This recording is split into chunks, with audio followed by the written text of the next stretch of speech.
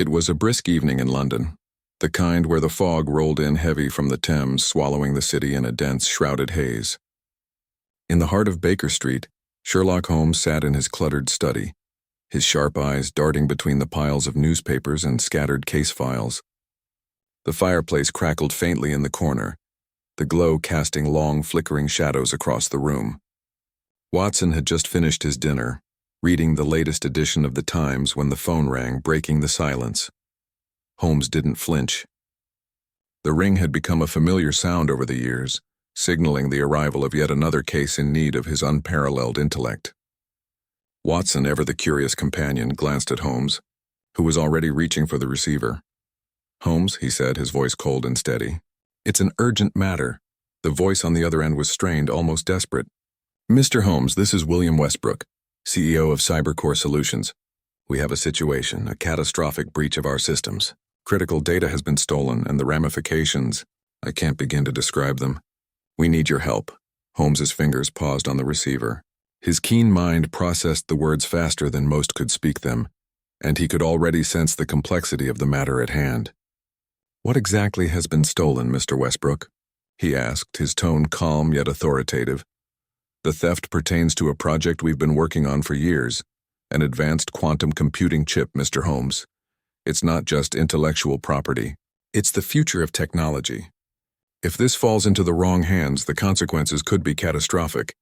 We've kept it under tight wraps, but somehow someone got in. They took everything."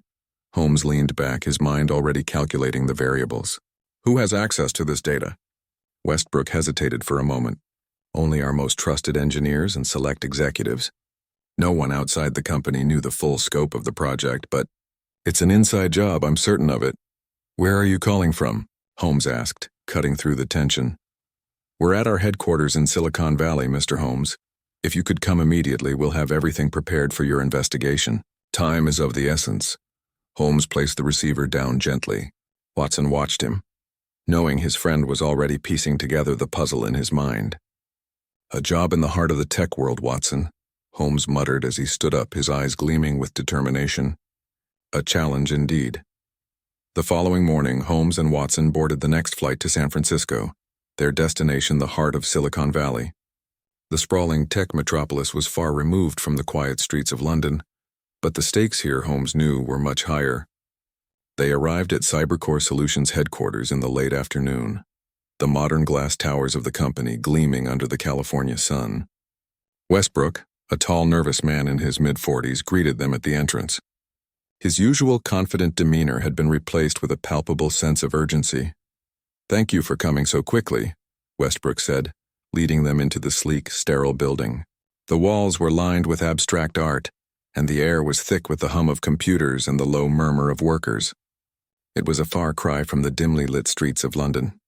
"The breach occurred last night. We've done everything we can to contain it, but I fear it's already too late. I'm afraid you're our last hope."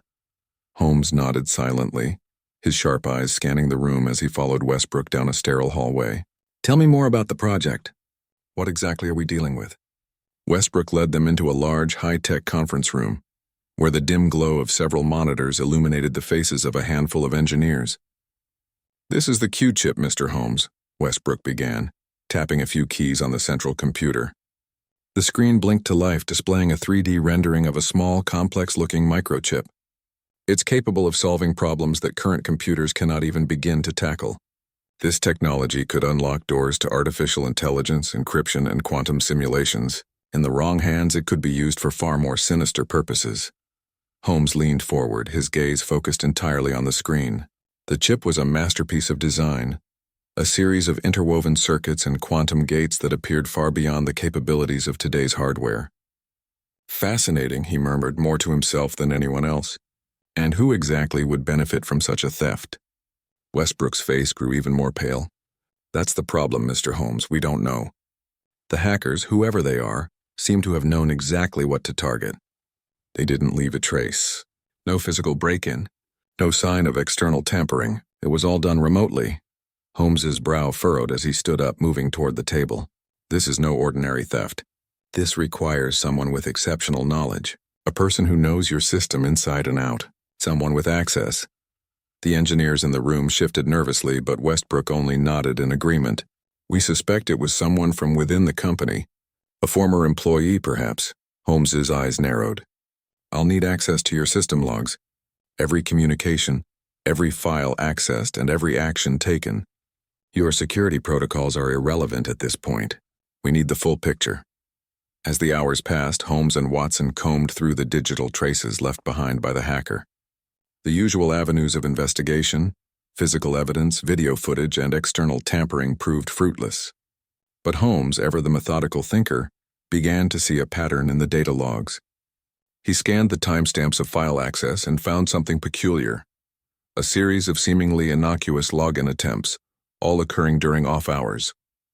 But as Holmes's sharp mind connected the dots, he realized the subtle clue hidden within. The hacker didn't breach the system all at once, Holmes muttered, tapping the screen of the laptop with a gloved finger. No, they've been here for weeks. Slowly, methodically, gaining access bit by bit. Watson looked over his shoulder. So it's an inside job, then? Holmes nodded, the puzzle pieces falling into place. Yes, Watson. But not just any inside job. This was done with patience, precision, and a deep understanding of your systems. The person behind this is not just a hacker. They are someone who knows how to remain undetected. Westbrook, who had been watching from the doorway, stepped forward. Is there any way we can trace them? How do we stop this? Holmes stood, his eyes alight with purpose. We need to dig deeper. I'll need access to your personnel files. Every engineer, every employee who's had access to this project. This is not just about tracking digital footprints. It's about finding the one person who can slip through the cracks unnoticed. As Holmes delved into the personnel files, Watson observed his friend's meticulous approach. Holmes had already narrowed down the list of potential suspects based on the level of access required to execute such a sophisticated operation. But just as they were about to narrow it down further, an unexpected development occurred. A sudden message popped up on the screen. It was brief, simple, and cryptic. I'm watching you. Holmes's eyes flickered over the message, and for the first time, Watson noticed a slight but unmistakable shift in Holmes's demeanor. A rare, almost imperceptible tension tightened around him. This was no longer just a case. It was personal. Watson, Holmes said slowly, his voice unwavering. It seems we have a ghost in the system, and I intend to catch them. The cryptic message on the screen lingered in the dim light of the conference room, the words staring back at Holmes with an eerie, almost mocking calmness. I'm watching you. The phrase was simple, but it carried a weight that resonated deeply with Holmes. It was a challenge, a taunt. Someone somewhere was aware of their every move, carefully observing them as they navigated the labyrinth of codes and clues in the Cybercrime Solutions case. Holmes, though outwardly calm, was already devising his next move. His mind, always several steps ahead, processed the implications of the message with swift clarity. It's a warning, he murmured to Watson, who stood by, tense but still trying to catch up. They know we're onto them, and they're not afraid to make their presence felt. Watson's hand tightened on the back of his chair. What now, Holmes? How do we find them when they know we're searching? Holmes didn't respond immediately. His sharp gaze was fixed on the screen, analyzing the minute details of the message. There was something about it that felt deliberate. We track them, Watson. We wait for them to make the next move. Westbrook, who had been watching silently, stepped forward, his face filled with a mix of frustration and fear. We can't just sit around. We need to act. We need to find out who did this and get the data back. Do you have any leads? Holmes turned to him slowly, his eyes focused and unwavering. The hacker has already made a mistake. By sending that message, they've revealed their awareness of our investigation. This is no longer just about finding stolen data. It's about understanding why they're so confident, why they're willing to provoke us. Westbrook looked unsure, his hands wringing together as if he were trying to grasp at the idea that there might still be time to salvage his company's future. But we can't afford to wait, Holmes. The data they've stolen, our entire future is riding on it. We need it back and fast. Holmes gave a curt nod, acknowledging the pressure that Westbrook was under, but his mind was already calculating the next move. I agree, he said finally, his voice steady and sure. But we need to be methodical. If we rush, we risk missing the very clues that will lead us to the culprit. The hours stretched on as Holmes and Watson combed through the company's system logs, a meticulous task that required the utmost patience. With every passing minute, Holmes seemed to grow more focused, more absorbed in the intricate web of digital footprints left behind by the hacker. His eyes flickered between multiple monitors, each screen filled with lines of code, access records, and encrypted messages. Watson, meanwhile, paced the room, his thoughts racing, his mind spinning with questions that had no easy answers. Westbrook, unable to remain still any longer, retreated to his office, leaving Holmes and Watson alone to unravel the mystery. The quiet hum of the computers was the only sound that filled the room as they continued their work, the air thick with tension. The case was unfolding before them, each clue leading them deeper into a maze of deception and hidden motives. Holmes sat back in his chair and exhaled slowly, his brow furrowed in concentration. "There it is," he murmured. "A pattern." Watson, standing behind him, peered over his shoulder, trying to see what Holmes was referring to. "What pattern?" "Take a look at these access logs," Holmes said, pointing to a sequence of entries on the screen. The hacker didn't break in through the main servers or try to bypass the firewalls. Instead, they accessed the system through a series of smaller, isolated files. At first glance, they appear unimportant. Routine reports, inventory checks, things like that. But someone knew exactly where to look. Watson frowned. "So they're not just after the quantum chip project. They're looking for something else, something hidden?" Holmes nodded, his eyes gleaming with a mixture of excitement and focus. "Precisely. This isn't about a quick theft for financial gain. This is far more strategic. Whoever is behind this is looking for something deeper, something that Cybercore Solutions might not even know it has." There was a silence in the room, a moment where the enormity of the situation settled over them. Holmes leaned forward, his fingers dancing over the keyboard as he pulled up more logs, more traces, more fragments of the hacker's digital trail. "They're being careful, Watson. Too careful. They're moving slowly, methodically, just as I suspected. And that's where we'll catch them," Watson said, a note of hope in his voice. Holmes didn't respond immediately. He was already deep in thought, piecing together the fragments of information like a masterful chess player calculating his next move. "We'll need to find out who had access to these isolated files. Who would have the knowledge to exploit such a vulnerability?" The investigation moved swiftly after that. Holmes and Watson spent the next few hours delving into Cybercore Solutions' employee database. They reviewed every staff member who had access to the company's internal systems, focusing on those who had both the technical skill and the opportunity to execute such a sophisticated breach. As they dug deeper, a name began to surface: Sarah Blake, a former engineer who had been employed by Cybercore Solutions for nearly 5 years. She had been involved in the early stages of the quantum chip project but had been let go under somewhat mysterious circumstances about 6 months ago. Her departure had been abrupt, and the company had moved quickly to fill her position, but there was no mention of any issues. No indication that she had been anything other than a valued employee. Holmes's eyes flickered to Watson as he sat back in his chair, processing the information. "Blake," he said quietly. "It has to be her." Watson raised an eyebrow. "You think Sarah Blake is the one behind all this?" "I do," Holmes replied, his tone calm but certain. "She had both the motive and the means. She was involved in the early stages of the project, and she would have had knowledge of the system's vulnerabilities. Moreover, her departure from Cybercore was irregular. It's possible she left with far more than just a paycheck."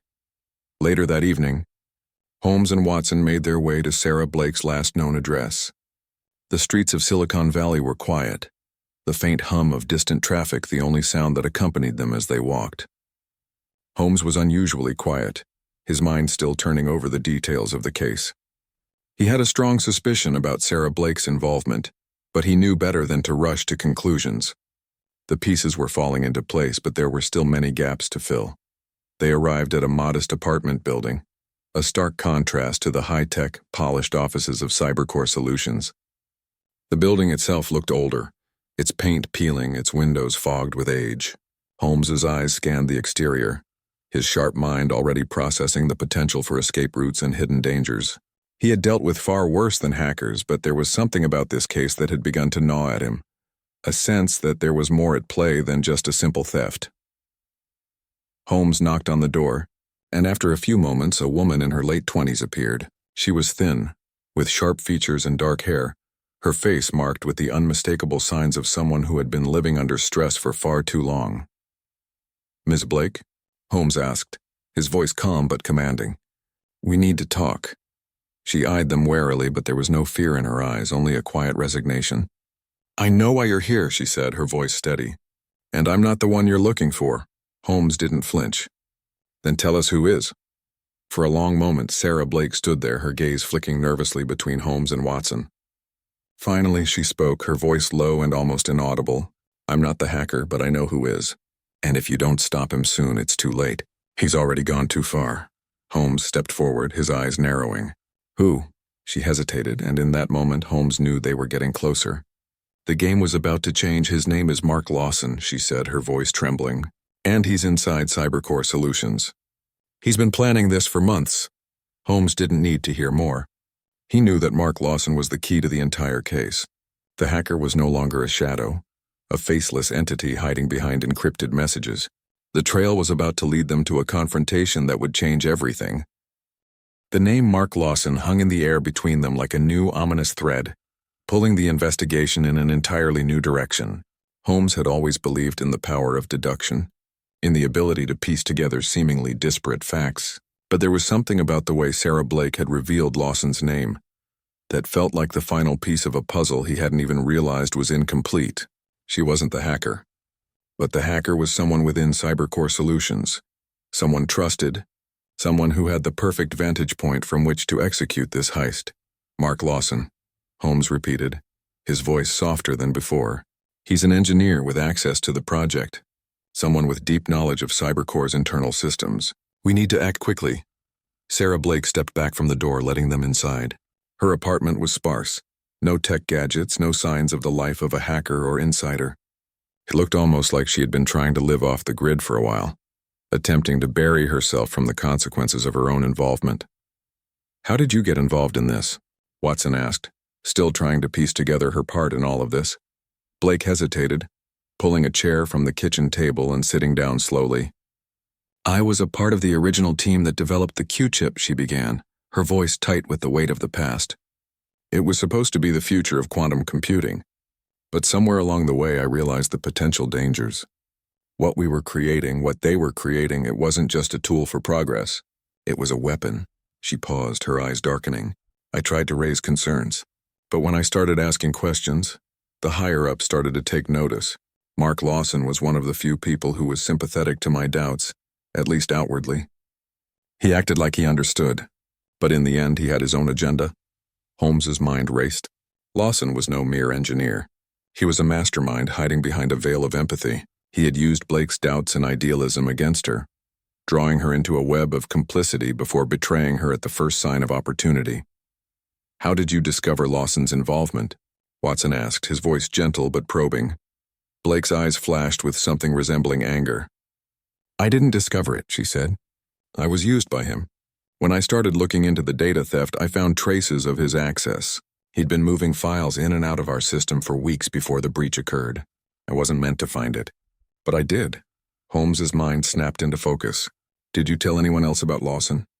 Blake shook her head. "No, I couldn't risk it. Lawson was too careful. He covered his tracks, erased everything he did. But he was sloppy once. One mistake. One trace of data I found, and then he knew I was onto him, so I ran. I had to get away before he could silence me." Watson looked at Holmes, his brow furrowed. "She's telling the truth, Holmes." "I can see it in her eyes." Holmes nodded but said nothing. He was already piecing the puzzle together. Lawson was the key to the breach. The stolen Q-chip was just the beginning. Holmes suspected that the hacker's true intentions went beyond just selling stolen tech to the highest bidder. He was playing a longer game, and the stakes were far greater than anyone at Cybercore had imagined. "We need to find Lawson," Holmes said, his voice resolute. "And we need to do it before he moves the Q-chip again." Blake stood up, looking at Holmes with a mixture of fear and determination. If he's not stopped, the consequences could be disastrous. The Q-chip is far more than just a quantum computing prototype. It's the foundation for something far more dangerous. Lawson doesn't just want to sell it. He wants to build it. He wants to create a machine that can break any encryption, control any system, from the smallest database to the largest government defense network. Watson's expression turned grim. A cyber weapon, he muttered. Blake nodded. Exactly. And once it's out there, once it's in the hands of the wrong people, there's no telling what could happen. Holmes stood, his posture straightening as the gravity of the situation settled around him. We cannot afford to wait any longer. The clock is ticking. We need to track Lawson down now. The team wasted no time. Holmes and Watson left Blake's apartment with renewed purpose, heading straight for Cybercore Solutions. They needed to confirm Lawson's whereabouts and gain access to any communications he had made recently. Sarah had given them a critical lead, but they still didn't know enough about his exact plan or who he was working with. Westbrook met them at the entrance to the building, his face drawn with worry. "Have you found him?" he asked, his voice filled with a mixture of hope and desperation. "We believe we know who's behind the theft," Holmes replied, "but we need your cooperation to find him. Lawson is still inside your company, and if we don't act quickly, he'll vanish for good." Westbrook paled but nodded. "I'll give you anything you need. Just find him." Holmes motioned for Watson to follow him as he led the way toward the company's secure operations room. Inside, a team of engineers and security specialists were still working around the clock to track the hackers' movements. Holmes quickly moved to one of the terminals, his eyes scanning the data feeds and logs. "Lawson's access points are all over these logs," Holmes murmured, scanning the information. "He's been leaving a trail, but it's a faint one. Nothing that could immediately alert the company to his activities." Watson leaned over his shoulder. "What does that mean? How do we track him?" Holmes didn't answer immediately, his eyes narrowing as he observed the data. "It means we need to think like him. Lawson is hiding in plain sight. We have to force him into the open." The plan Holmes devised was simple, but its execution required precision. They would create a decoy, an apparent vulnerability in the system that Lawson could not resist. With his ego and ambitions driving him, Holmes was certain Lawson would take the bait. The plan involved creating a fake prototype of the Q-chip, a piece of data so valuable that it would draw Lawson out of hiding. Holmes and Watson, working with the security team, set up a network of decoy files and encrypted messages, leaving a trail for Lawson to follow. They knew it wouldn't be long before Lawson would attempt to access these files, desperate to gain control of the final piece of the puzzle. But Holmes was more than ready. This was the moment they'd been waiting for, the moment when they could finally confront Lawson, catch him red-handed and prevent the chaos he intended to unleash. Hours passed, each one dragging on with agonizing tension as they watched the systems, waiting for Lawson to take the bait. Holmes stood at the helm of the operation, his eyes locked on the screen, his mind racing through possible outcomes. Watson, equally tense, paced the room, his thoughts running in parallel with his friend's calculations. And then at last it happened, a flicker on the monitor. A small notification indicating that someone had attempted to access the decoy files. Holmes's eyes flickered. "He's here," he said quietly. "Get ready, the hunt was on." Holmes had finally forced Mark Lawson into the open. But now came the most dangerous part of the entire investigation. They had to catch him before he vanished, before he could erase all the traces of his involvement and slip through their fingers. The endgame had arrived, and only one question remained. Would Holmes be able to stop Lawson in time? The notification on the monitor blinked like a beacon in the dimly lit operations room, the faint hum of the servers echoing in the silence that had descended over the group. It was subtle, almost imperceptible, but Holmes caught it instantly, a signal that Mark Lawson had indeed taken the bait. "He's in," Holmes muttered, his voice a mixture of satisfaction and calm determination. He leaned in closer to the screen, watching as the attempted access to the decoy files triggered a cascade of system alerts. Westbrook, who had been pacing anxiously, stopped dead in his tracks. "Now what?" he asked, his voice tight with anticipation. Holmes didn't take his eyes off the screen. "Now we wait. He'll be cautious, but he can't resist. The Q-chip prototype is too valuable, and he's too deeply involved in the theft. It's a matter of time before he makes his next move." Watson stood beside Holmes, his brow furrowed with concern. What if he realizes it's a trap? What if he backs out? Holmes finally glanced up, his eyes sharp with an unwavering focus. "Then we'll have to adapt, Watson. But Lawson is already in too deep. His ego won't allow him to back away now. He'll push forward, and that's when we strike." The hours stretched on in tense silence. Holmes and Watson monitored the system logs, each refresh of the data feeding their anticipation. The minutes felt like hours, each one ticking by with the faint hope that Lawson would make the next move, that he would give them the opening they needed. Westbrook, growing impatient, began pacing again. "I don't understand. Why doesn't he just take the data and run? Why is he still playing games with us?" Holmes didn't answer immediately. His eyes remained fixed on the monitor, scanning the data like a hawk searching for its prey. Finally, he spoke, his voice low and measured. "Lawson isn't interested in just the Q-chip. He's playing a bigger game, something more ambitious. If we don't stop him now, he could use the stolen data to build something far more dangerous." The realization hit Watson like a cold wave. "A weapon," he said, his voice barely above a whisper. Holmes nodded. "Exactly. Lawson isn't after wealth or power. He's after control.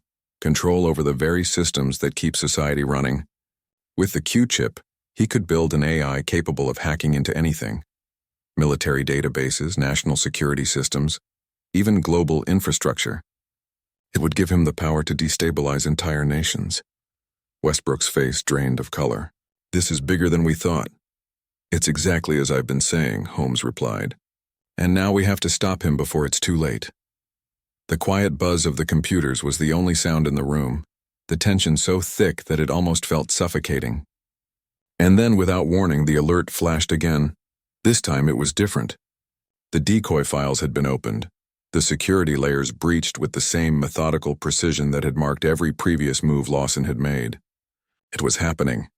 "Now," Holmes said sharply, his voice carrying an unmistakable edge of urgency. "It's time." He turned toward the security team who had been monitoring the system's back end. "Lock him in. We've got him now."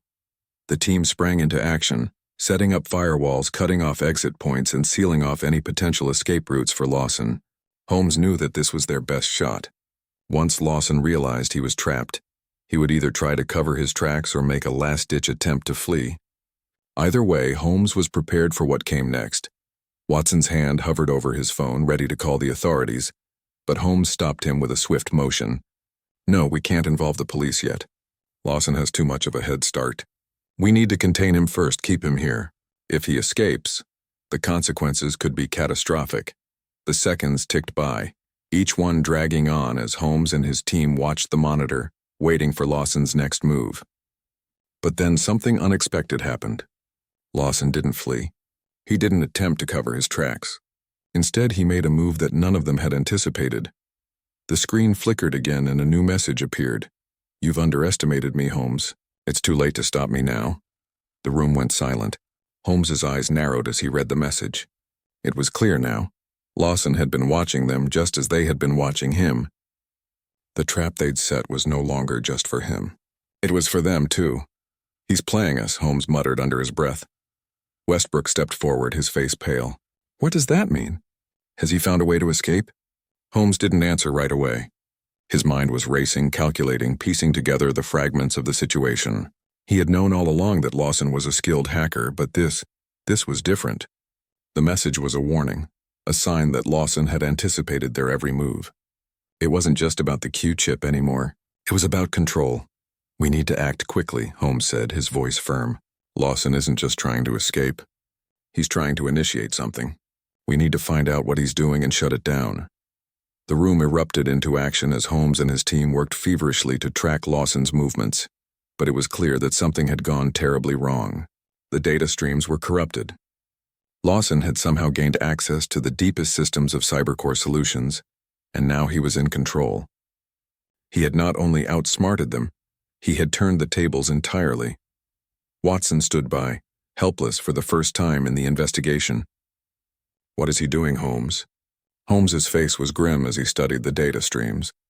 The files were being overwritten at an alarming rate, and it was clear that Lawson wasn't just erasing evidence. He was preparing something catastrophic. "He's setting up a backdoor," Holmes muttered. "A hidden pathway that will allow him to bypass all of our security measures. Once that's done, he'll have full control of Cybercore's systems and everything connected to it." Westbrook's voice trembled with fear. "Is there any way to stop him?" Holmes paused, his mind working at lightning speed. There had to be a way. There had to be something they could do to stop Lawson before he unleashed whatever he had planned. Then a thought struck him. Yes, Holmes said, a spark of determination lighting in his eyes. We can reverse the access points. We'll flood the system with decoy signals, overwhelm him. It won't stop him entirely, but it will buy us enough time to shut down the back door and lock him out for good. As the security team scrambled to follow Holmes's instructions, the tension in the room reached a boiling point. Every second counted.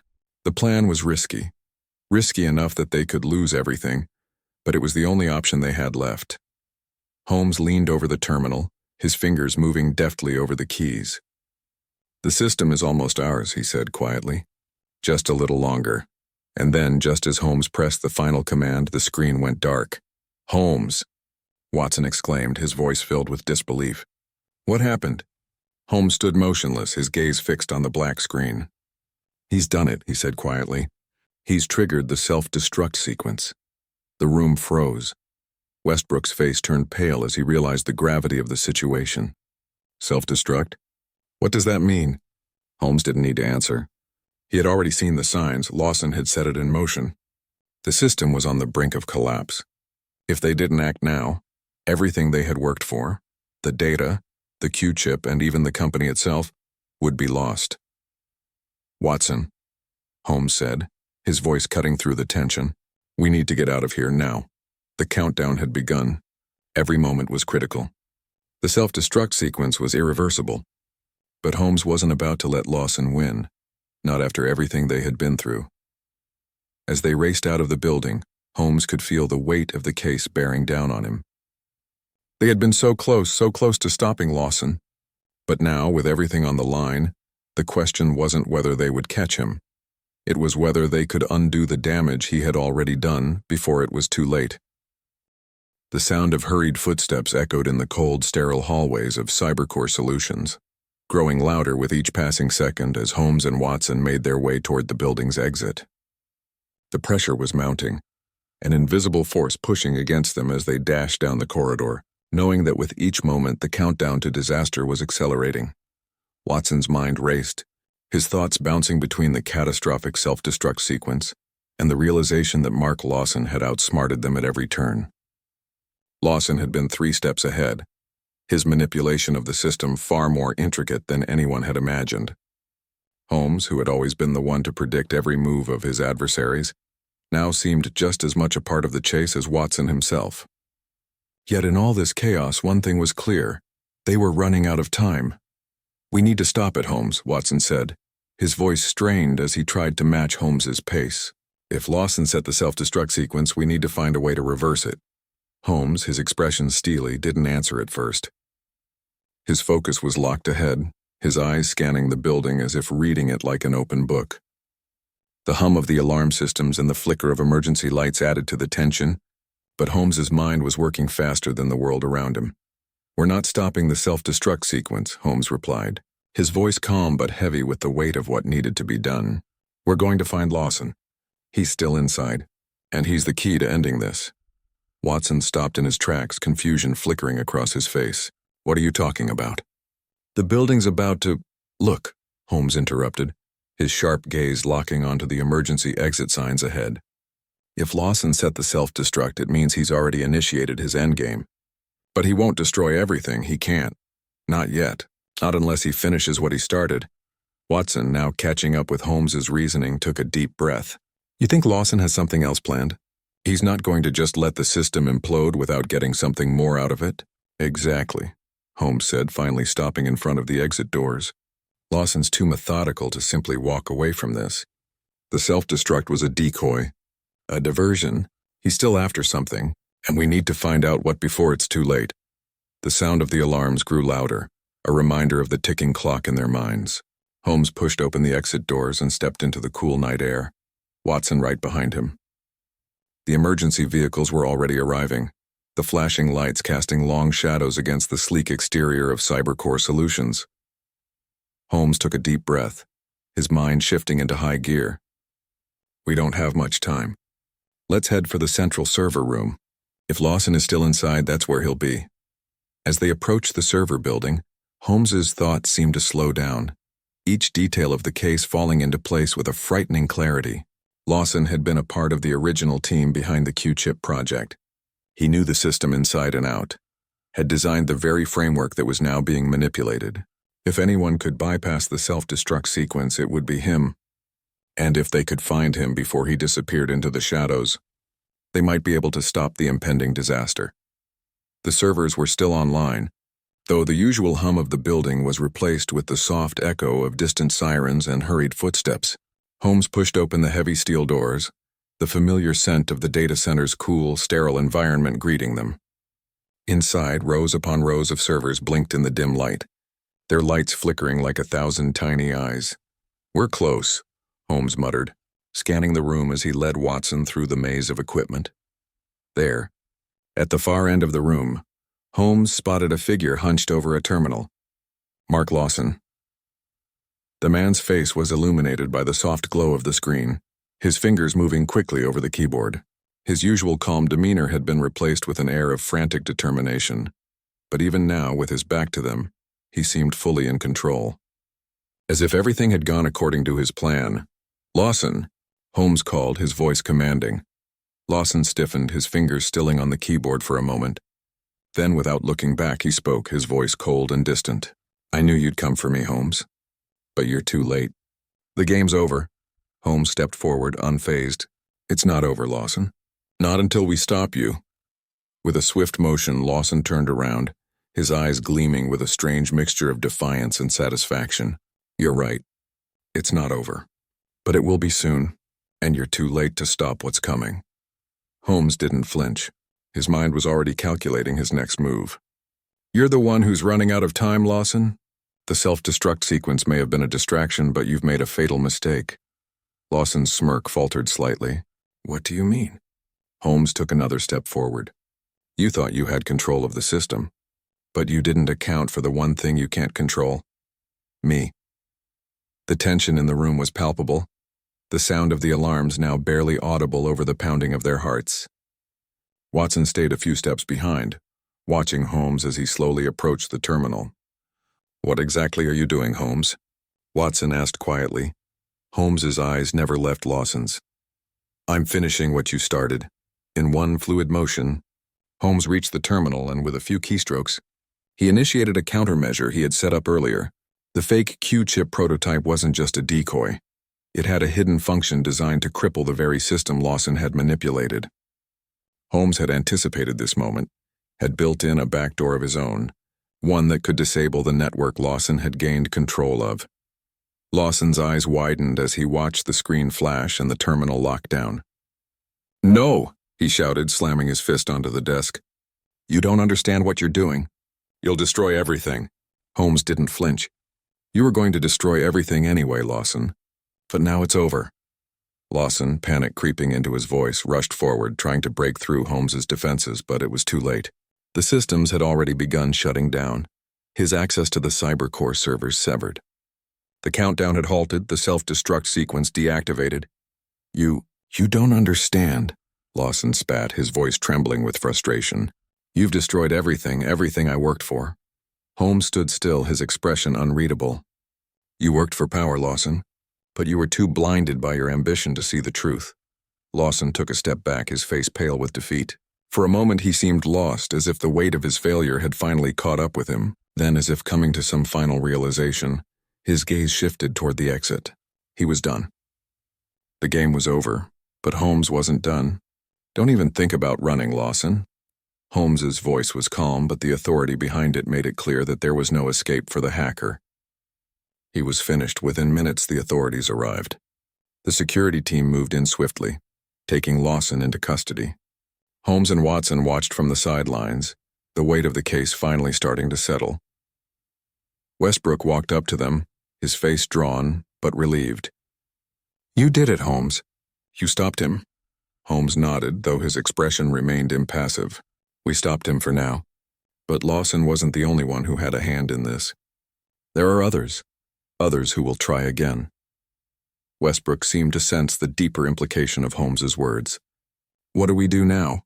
Holmes turned, his gaze distant. "We prepare for what comes next." The night was far from over, and though they had stopped Lawson, the true threat remained just out of reach. Holmes knew that this was not the end. It was only the beginning. The sirens had quieted as the authorities moved Lawson away, but the tension in the air seemed to linger. Holmes stood, his eyes still focused on the screen, analyzing the data that had been recovered.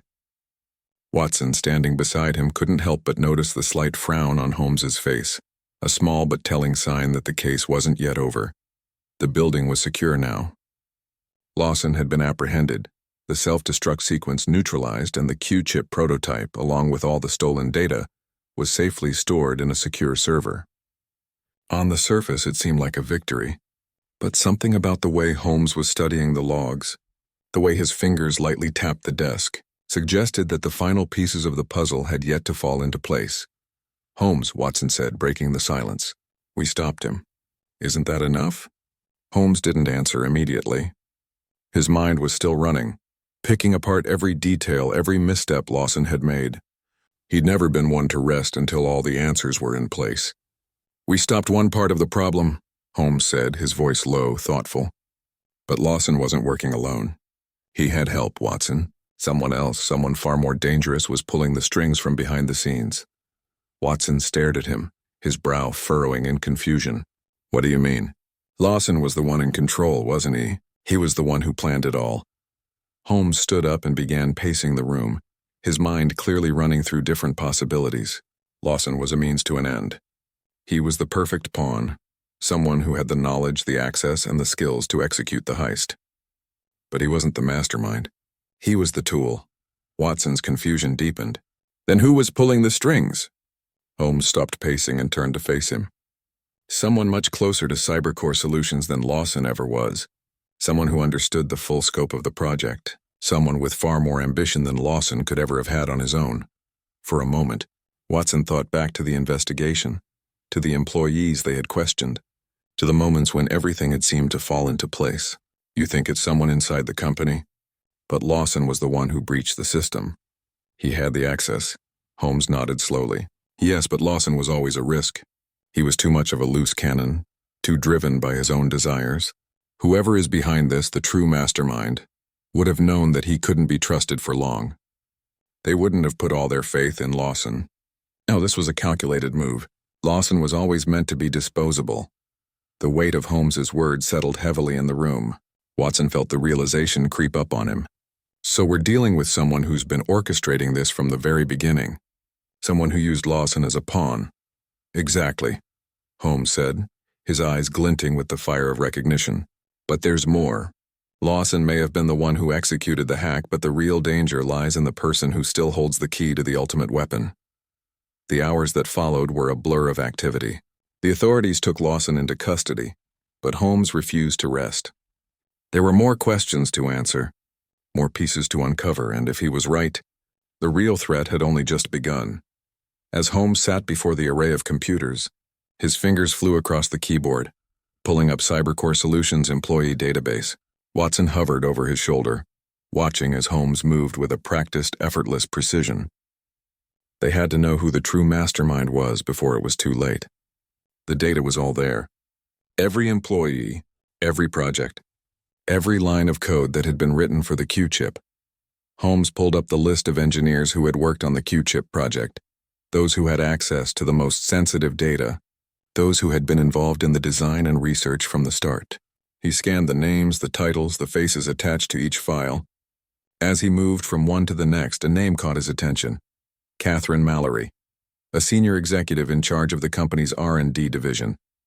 Holmes paused. "Watson," he said, his voice steady but laden with intent. "Take a look at this." Watson stepped closer, reading the name on the screen. "Catherine Mallory? What about her?" Holmes didn't need to explain. The answer was clear from the way Mallory's name appeared in the system logs, from the quiet significance that had settled over him.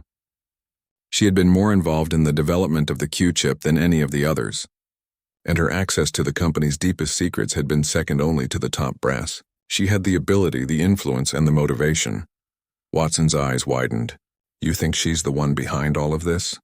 Holmes didn't respond immediately. He pulled up Mallory's files, scanning her recent activities within the company. There was something in her recent patterns of behavior that didn't add up. She had been on the fringes of the project, just far enough away to avoid suspicion, but close enough to manipulate the situation. This, Holmes said softly, is where the plot thickens.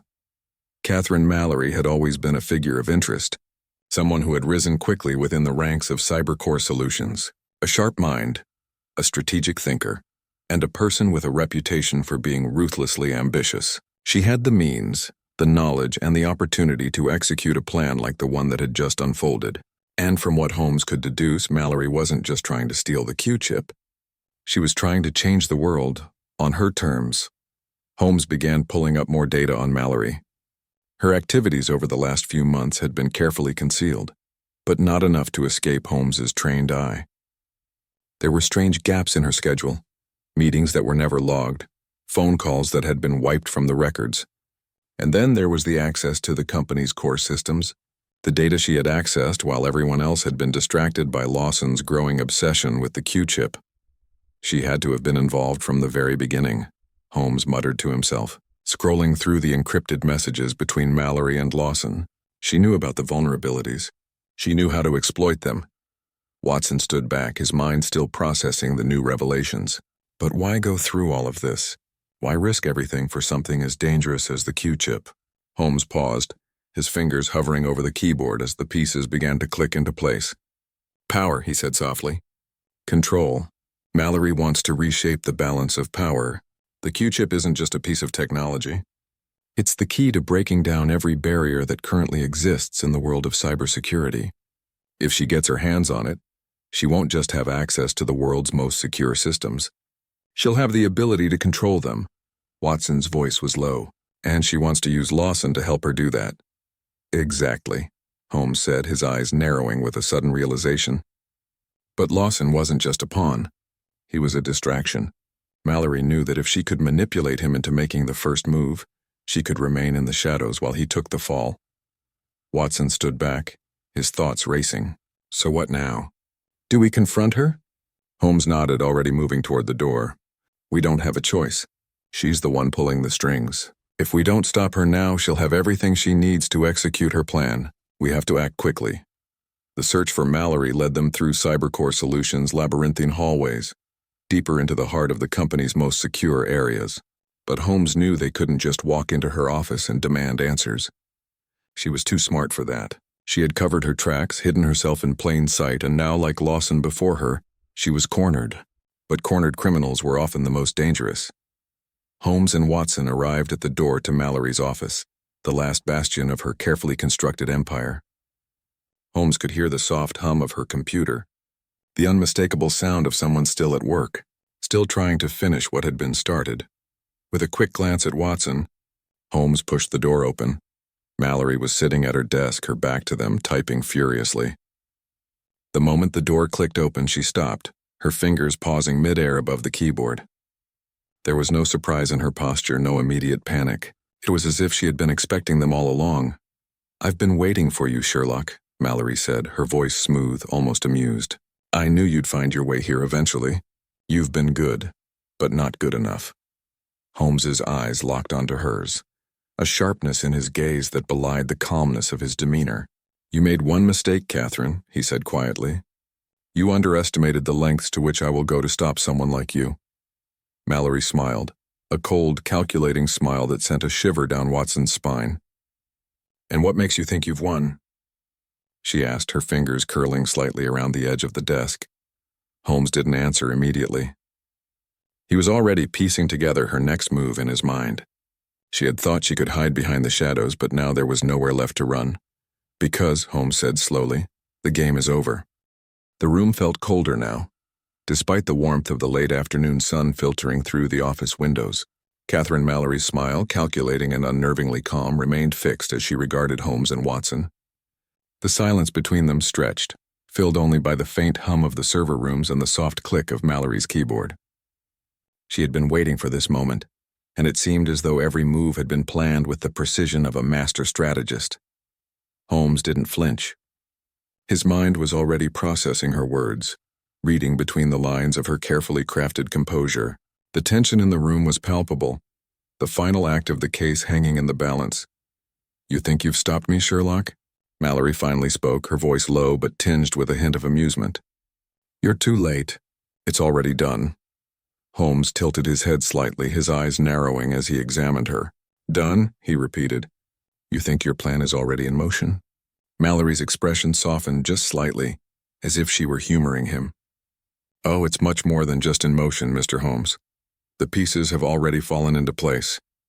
Lawson was just the beginning, but I didn't need him.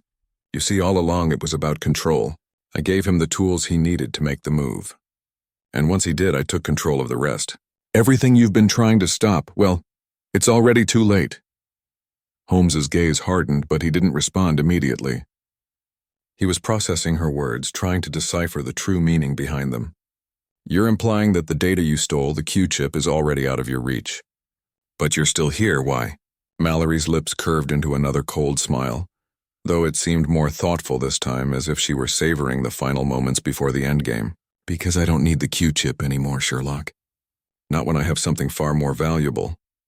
She stood from behind her desk and moved toward a secure cabinet, where a set of digital blueprints flickered on a screen, plans that Holmes recognized all too well. The real power lies not in the Q-chip itself, but in what it could unlock.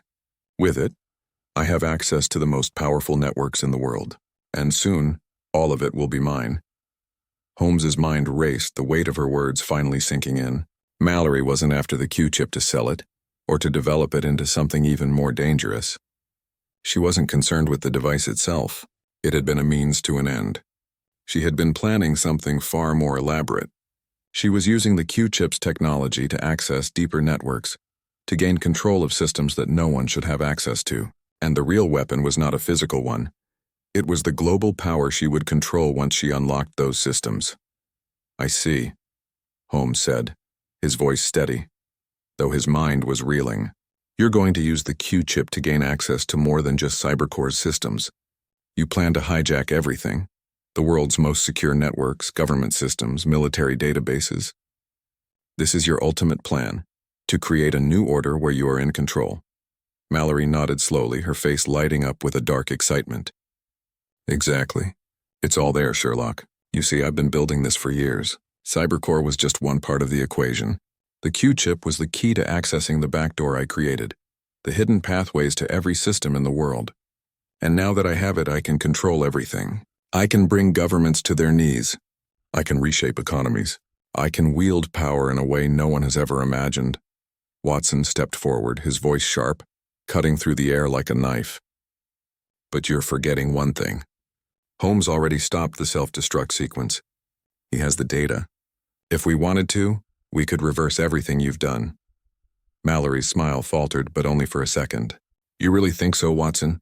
You think you can reverse something that's already been set in motion? There's no going back now. You've lost. Holmes's expression remained unreadable. I haven't lost yet, he said quietly. He turned his attention back to Mallory, his gaze unwavering. You've underestimated me, Mallory.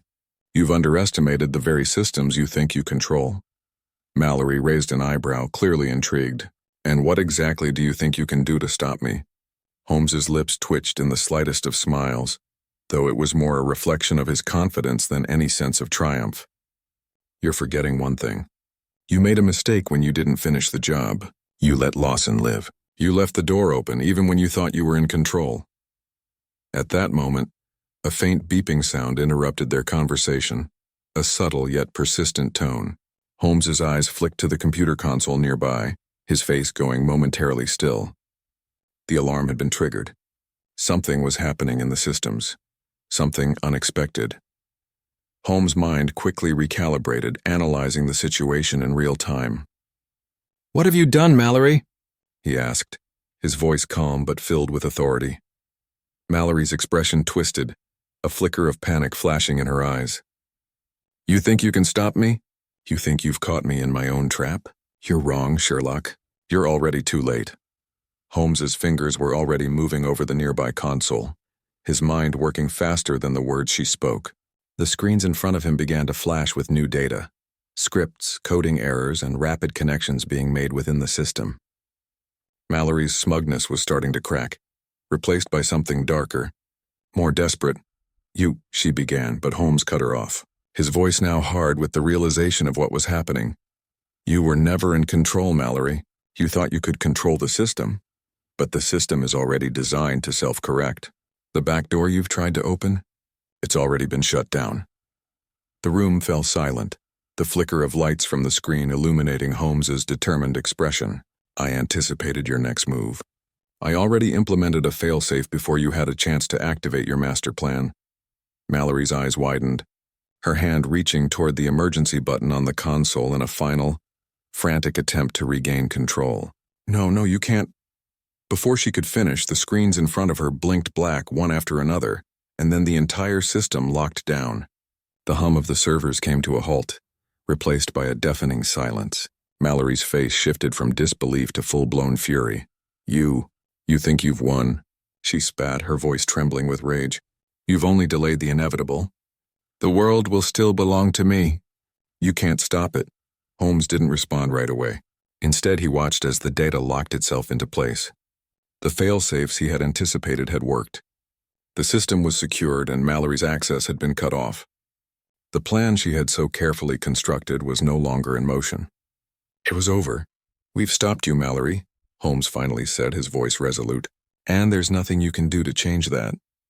The authorities arrived moments later, securing Mallory and placing her under arrest. As she was led away, her face twisted in anger. The cold smile she had worn throughout the investigation finally replaced by the cold, harsh reality of her failure. Holmes watched as Mallory was taken out of the room, his mind still running through the final steps of the case. Watson stood beside him, his eyes scanning the now silent room, the weight of everything that had transpired settling heavily upon them. You were right, Watson said, his voice almost awed. She had no idea what she was up against.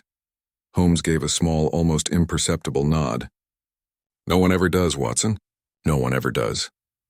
As they left the building, the city of Silicon Valley sprawled out before them, seemingly peaceful, as if the chaos of the past few days had never happened. The lights of the city blinked in the distance, and the calmness of the evening seemed almost surreal after everything that had transpired. Holmes and Watson walked in silence, each absorbed in their own thoughts. The case was over. The mastermind had been stopped, and the world had been saved from the chaos Mallory had tried to unleash. But Holmes knew that this was only one chapter in a much larger story. As they reached the car, Watson glanced over at Holmes. So what now? Holmes paused, his eyes gazing out over the city. Now, he said, his voice steady but filled with an undercurrent of resolve. We wait for the next challenge. And with that, they drove off into the night, the echoes of the past week's events still lingering in the quiet, uncertain world they had just saved, at least for now. As the car rolled silently through the dark streets of Silicon Valley, Holmes sat back, his mind still processing the complex web they had unraveled. The hum of the engine and the soft click of the turning wheels against the pavement were the only sounds that filled the quiet between him and Watson. The city lights passed by in a blur, reflecting off the window, casting fleeting shadows on his face. Watson glanced over at Holmes, who seemed lost in thought, his gaze distant as if contemplating something far beyond the confines of the car. It had been a week of tension, of close calls and near failures, but in the end they had stopped Catherine Mallory, and the stolen Q-chip had been secured. It should have felt like a victory, but Watson knew that Holmes was never satisfied until every last detail had been accounted for. Do you think she really had it all planned out from the beginning? Watson asked, his voice breaking the silence. She manipulated everything from Lawson to the Q-chip, from the very first breach to the last moment. How could she have been so certain? Holmes's eyes shifted to the window, watching the city flicker past as if reflecting on the very question Watson had posed. She was brilliant, Holmes said finally, his voice soft but tinged with admiration. But brilliance has its limits. Mallory was too focused on the end game, on controlling everything. She thought the Q-chip was her key to power, but she underestimated one thing, her own hubris. Watson nodded, understanding. Mallory had been a master manipulator, but in the end her ambition had led her to overlook the finer details, to become blinded by the very power she sought. It was the same flaw that had taken down so many before her. As the car neared their destination, Holmes straightened in his seat, his sharp eyes scanning the surroundings. They had done it. They had averted a global crisis, one orchestrated by a mind just as brilliant as his own. But Holmes knew better than to believe that Mallory was the only threat out there. "This case is over," Holmes said, his voice matter of fact, yet carrying a weight that suggested it was only a temporary reprieve. "But there will be others. Always." Watson glanced at him, the unspoken truth between them clear. They had stopped one master manipulator, but the world was full of others, waiting in the shadows, always planning, always scheming. The game, it seemed, never truly ended. Holmes gave a small smile, though it was more a recognition of the inevitable than a sign of triumph. "There's always more to uncover, and that's what keeps us going." The car pulled to a stop in front of a quiet, modest house, the warmth of home waiting for them inside. Watson opened the door and stepped out, stretching his legs after the long hours. Holmes followed, his pace steady and purposeful, but there was a sense of relief in his movements now that the case had been resolved. At least for the moment. As they entered the house, the quiet of the evening seemed almost unnatural after the chaos of the past week. Holmes, ever the restless mind, moved toward the desk, already sifting through papers from an unrelated case. Watson, though tired, couldn't help but smile at the familiar scene. "You're already on to the next one, aren't you?" Watson said with a tired chuckle. Holmes glanced over at him, his eyes gleaming with that ever-present spark of curiosity. "There's always another puzzle to solve, Watson, another mystery to unravel." As Watson made his way to the kitchen, he paused for a moment, watching Holmes settle into his chair, the flickering light of the desk lamp casting long shadows over the room. It was a strange thing, Watson thought, the way Holmes seemed to be both trapped in the present and always reaching for something just beyond it. A constant search, a never-ending chase. The world, for all its danger, for all its uncertainty, needed people like Holmes. People who could see through the layers of deception, who could uncover the truth hiding beneath the surface. The battle was never truly over, but for now they had won, and that was enough. Holmes looked up as if sensing Watson's thoughts. His lips curled into a small, knowing smile. "What is it, Watson?" Watson grinned back, his eyes weary but filled with appreciation. "Just thinking about how lucky the world is that you're always around to stop the bad guys." Holmes gave a quiet chuckle, his gaze turning back to the case files. "It's not luck, Watson. It's just a matter of seeing the things others don't."